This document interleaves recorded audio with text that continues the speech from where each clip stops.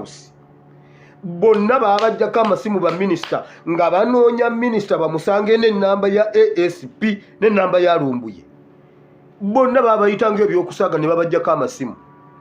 abantu bonna bakola mu State House bonna babajjako amasimu ne babawa essimu empya buli omu ne bamuwa essimu empya gye batulakinga gwe keza yogereremu ekigambo mbwe uno wanaasamira balyoke bakukime bakusaleko omutwe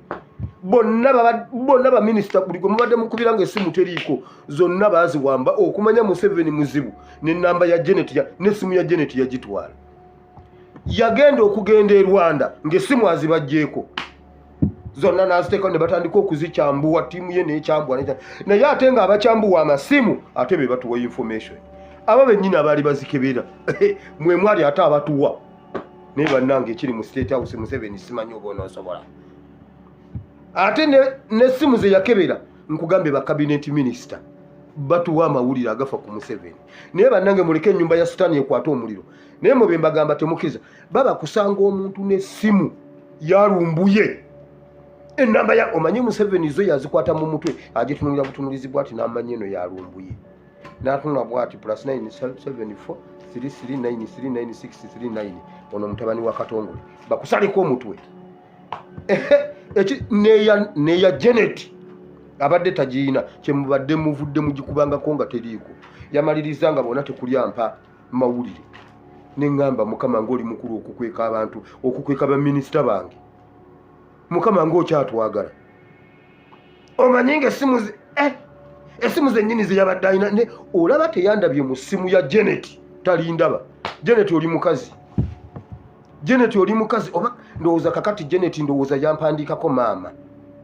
ndowooza yagamba maama omusika wa taata omuhikirwa wa tata omuhikirwa wa tata kwagamba Museveni olugituukako agamba ono sezaala wange simutinkuula kumba ayise ku nnamba ya mutabani wa Katongole Museveni oddangamu omuhikirwa wa tata yamaliriza nga bonna talina gwakutte nagamba bannange Museveni abadde manya agirabye neŋŋamba maama kakkana mukama akukakkanye kakkana tajjagiraba naŋŋamba tiyagirabye bwe obunkenke obuli mu State House neya Kataha yagikebedde ate nga yomu ya Kataha 100% mwendi